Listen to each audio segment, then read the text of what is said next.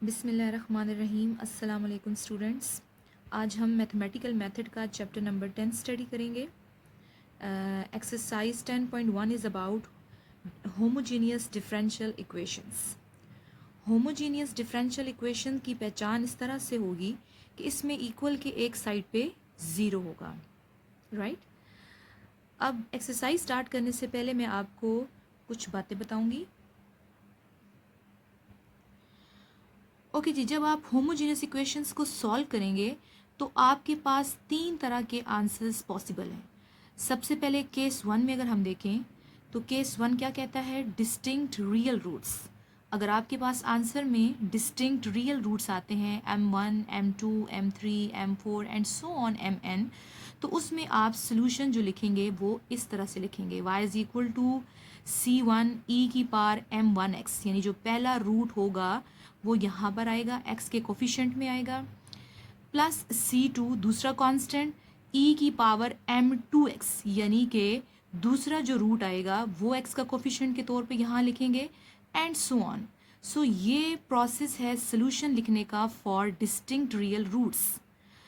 Now case two is कि अगर आपके पास रिपीटेड रियल रूट्स आते हैं, यानी जो भी आप इक्वेशन सॉल्व कर रहे हैं उसमें आंसर सेम आता है, रिपीटेड आंसर आता है, तो उस सूरत में जो आप अपना सोल्यूशन लिखेंगे वो इस तरीके से लिखेंगे, y is equal to c1 plus c2 into x plus c3 into x plus so on cn into x and e की पावर mx, यानी जो आपके पास रिपीटेड रूट आया है वो सिर्फ एक ही दफ़ा यहाँ पर आप x के कोफिशेंट में लिखेंगे।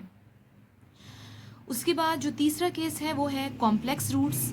कॉम्प्लेक्स रूट्स हमारे पास आ सकते हैं, for example y is equal to m plus iota a। ये आपके पास रूट्स आ सकते हैं कॉम्प्लेक्स रूट, क्योंकि इसमें इमेजिनरी नंबर आ गया है, आयोटा शामिल हो गया है, इसीलिए ये कॉम्प्लेक्स रूट्स हैं।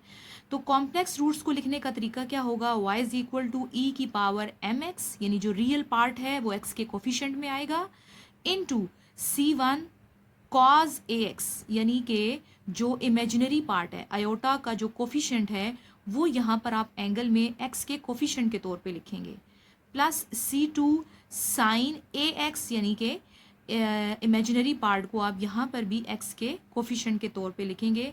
सो ये कुछ टिप्स हैं एक्सरसाइज 10.1 स्टार्ट करने से पहले। तो अब हम चलते हैं जी exercise 10.1। This is the first question of exercise 10.1. The question is 9d square minus 12d plus 4 into y is equal to 0. ये एक होमोजीनियस डिफरेंशियल इक्वेशन है। इसकी हम सबसे पहले करेक्टरिस्टिक इक्वेशन लिखेंगे। तो करेक्टरिस्टिक इक्वेशन में हम क्या करते हैं, ये वाला जो पोर्शन है जो y से पहले वाला है ब्रैकेट वाला 9d square minus 12d plus 4, इसको हम पुट करेंगे इक्वल टू 0 और फिर हम इसको फैक्टराइज करने की कोशिश करेंगे। अगर फैक्टराइज ये हो जाता है, आप इसकी फैक्टराइजेशन कर लेंगे, जो कि क्वेश्चन नंबर 1 में फैक्टराइजेशन हो चुकी है। इसके फैक्टर्स बने हैं 3d minus 2 into 3d minus 2 equal to 0। आप देख सकते हैं कि दोनों सेम रूट्स बने हैं। हम क्या करेंगे इसको कि दोनों को सेपरेटली इक्वल टू 0 करेंगे, तो एक फैक्टर से भी d की वैल्यू 2/3 आएगी और दूसरे फैक्टर से भी d की वैल्यू 2/3 आएगी, यानी कि हमारे पास जो रूट्स आए हैं वो क्या हैं, वो रियल एंड रिपीटेड हैं। रियल क्यों है, क्योंकि इनमें कोई आयोटा शामिल नहीं है। हर वो नंबर जिसमें आयोटा नहीं होगा वो रियल होगा, और हर वो नंबर जिसमें आयोटा शामिल हो जाएगा उसको हम कॉम्प्लेक्स कहते हैं, इमेजिनरी कहते हैं। सो यहाँ पर हमारे पास जो रूट्स हैं वो रियल हैं एंड रिपीटेड हैं, यानी 2/3 जो है वो 2 टाइम्स है, लिहाजा ये रिपीटेड रूट्स हैं। तो रिपीटेड रूट्स के लिए अभी हमने जो तरीका पढ़ा था जनरल सोल्यूशन लिखने का वो क्या था, y इज इक्वल टू सबसे पहले कांस्टेंट, फर्स्ट कांस्टेंट आएगा c1, फिर उसके बाद प्लस c2 इंटू एक्स और फिर e की पावर 2/3 इंटू एक्स, यानी जो आपका रिपीटेड रूट है वो यहाँ पर x के कोफिशेंट में आ जाएगा। और आपके पास कितने कांस्टेंट्स आएंगे, जितने रिपीटेड रूट्स हैं उतने ही कांस्टेंट्स आएंगे। फॉर एग्जांपल अगर आपके पास यहाँ पर एक और 2/3 भी होता, यानी कि 3 टाइम्स 2/3 आता तो फिर आप क्या लिखते हैं, C1 plus C2x plus C3x का स्क्वायर और फिर ब्रैकेट क्लोज करके e की पावर 2/3 इंटू एक्स। ठीक है, ओके। इसके बाद हमारे पास नेक्स्ट क्वेश्चन है क्वेश्चन नंबर 2। क्वेश्चन नंबर 2 में वही प्रोसीजर है, आप करेक्टरिस्टिक इक्वेशन को पुट करेंगे इक्वल टू 0। तो इसकी करेक्टरिस्टिक इक्वेशन जो है उसको आप देख सकते हैं कि हम फैक्टराइज नहीं कर सकते बिकॉज हमारे पास कोई ऐसे फैक्टर्स नहीं हैं। लिहाजा जहाँ पर हमारे फैक्टर्स नहीं हमारे पास होंगे तो हम without wasting time quadratic formula लगाएंगे। तो यहाँ पर हमने ऐसे ही किया है, ये एक क्वाड्रेटिक इक्वेशन है इन डी, इन वेरिएबल डी, जो कि यहाँ पर ए की वैल्यू जो है एक्स स्क्वायर का जो कोफिशिएंट है, डी स्क्वायर का जो कोफिशिएंट है ए वो 75 है, डी का जो कोफिशिएंट है जिसको हम बी कहते हैं वो हमारे पास 50 है और जो कांस्टेंट टर्म है सी यहाँ पर 12 है।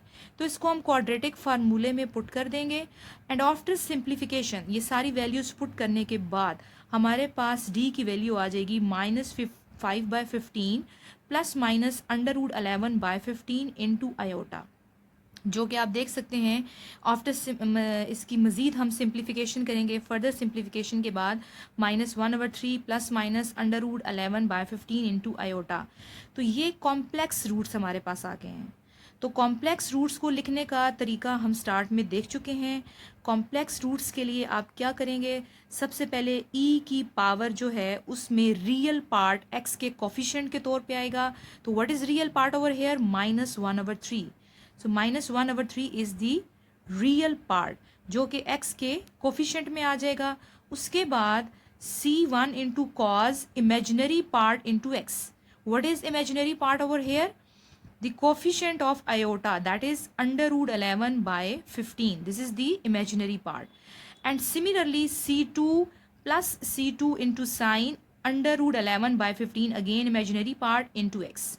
So this is the solution, general solution of our given question. Is it clear?